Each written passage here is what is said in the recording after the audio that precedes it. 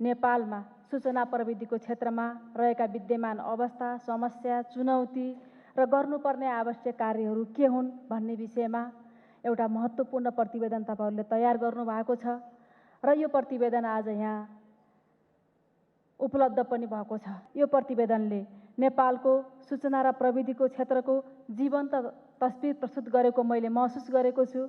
नेपालबाट सूचना प्रविधि क्षेत्र अन्तर्गत संस्थागत तथा व्यक्तिगत आधारमा सेवाको निर्यात, त्यसबाट कुल ग्राहस्थ्य उत्पादन तथा विदेशी मुद्राको आर्जन र विदेशी मुद्रा सञ्चितीकरणमा पुगेको योगदान लगायतका विषयमा अहिलेको अवस्था थाहा पाउने महत्त्वपूर्ण दस्तावेजको रूपमा यो प्रतिवेदन छ भन्ने हामीले महसुस गरेका छौँ।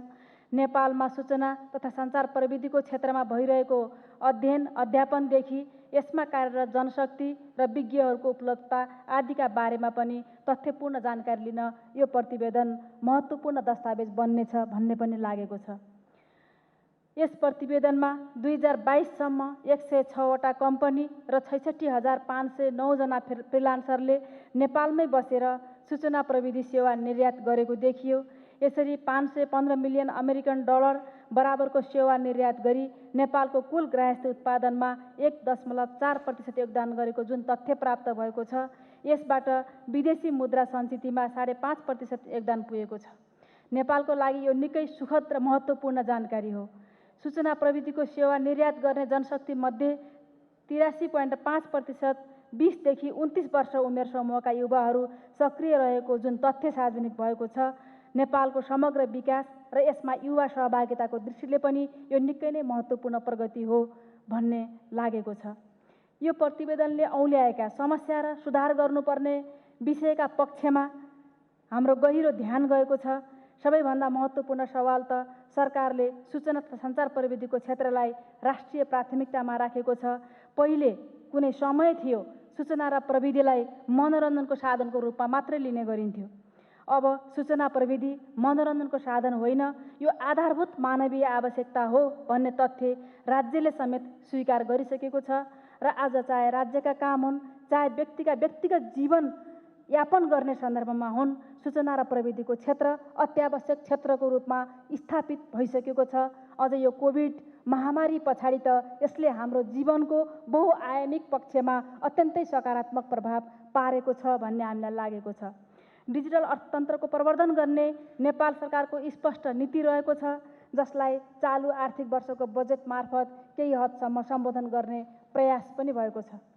आधुनिक जीवनको आधार सूचना प्रविधि र सरकार भन्ने मूल नाराका साथ नेपाल सरकारले सूचना तथा सञ्चार प्रविधि क्षेत्रको विकासलाई प्राथमिकतामा राखेको कुरा यहाँहरू सबैलाई विदितै छ। सरकारको कुल पुँजीगत बजेटको न्यूनतम 1% रकम अनुसन्धान, नवप्रवर्तन र आविष्कारमा खर्च गर्ने नीति लिएको छ, जसलाई बजेट कार्यक्रमबाट घोषणा पनि गरिएको छ। नवप्रवर्तन र उद्यमशीलता विकास गर्न, स्टार्टअप इकोसिस्टम विकास गर्ने, उद्यमशील सोचलाई व्यवसायमा रूपान्तरण गर्न, इन्क्युबेसन सेन्टर सञ्चालन गर्ने, नयाँ कम्पनी दर्ता गर्दा र कम्पनीको पुँजी वृद्धि निशुल्क गर्ने, अनलाइनबाट नै कम्पनी दर्ता र खारेजी गर्ने, लगानीकर्ताका लागि आवश्यक सबै सूचना उपलब्ध हुने गरी राष्ट्रिय पोर्ट तयार गर्ने, सूचना प्रविधि र नवप्रवर्तनमा आधारित उद्योगका लागि लचिलो श्रम नीति अवलम्बन गर्ने लगायतका व्यवस्था यो वर्षदेखि सुरु गर्न थालिएको छ। त्यसैगरी सूचना प्रविधिको उद्योगमा वैदेशिक लगानीको सीमा यसै वर्षदेखि हटाइएको छ। सूचना प्रविधि सेवा निर्यात गर्ने उद्देश्यले सञ्चालित उद्योगलाई तेस्रो मुलुकमा सम्पर्क कार्यालय स्थापना गर्न र सफ्टवेयर र प्रोग्राम खरिद तथा उपकरण जडान गर्ने उद्योगले गरेको विदेशी मुद्रा आर्जनको 10% सम्म विदेशी मुद्रा सटै सुविधा उपलब्ध गराउने चालु आर्थिक वर्षको बजेट मार्फत घोषणा भइसकेको छ।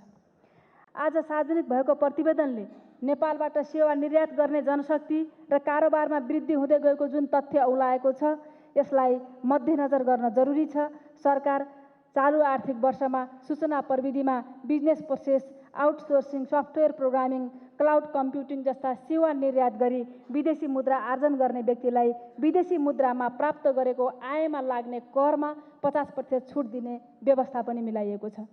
यसले देशभित्रै बसेर विभिन्न देशको काम गरी विदेशी मुद्रा आर्जन गर्ने, सूचना प्रविधि क्षेत्रका जनशक्तिलाई प्रोत्साहन गर्ने र डिजिटल अर्थतन्त्रमा निर्माणमा महत्त्वपूर्ण योगदान गर्ने हाम्रो विश्वास छ। सरकारी सेवामा दक्ष जनशक्तिलाई आकर्षण गर्न जरुरी पनि छ। यसका निम्ति के गर्ने भनेर अहिले हामी सङ्घीय निजामती सेवा ऐन बन्दैछ। सङ्घीय निजामती सेवा ऐनमा आइटी समूह भनेर अलग समूहको त्यहाँ व्यवस्था गरिनुपर्छ भनेर हामी त्यसमा छलफल र मेहनत गरिरहेका छौँ। र सँगसँगै हाम्रो जुन सङ्गठन संरचना छ, सरकारी सेवामा काम गर्ने कर्मचारीहरूको जुन तलबमान छ, त्यो तलबमानमा आइटी सेक्टरमा बाहिर काम गरिरहेका दक्ष जनशक्तिहरू त्यहाँ सरकारी सेवामा आउने कुरा गाह्रो हुँदो रहेछ।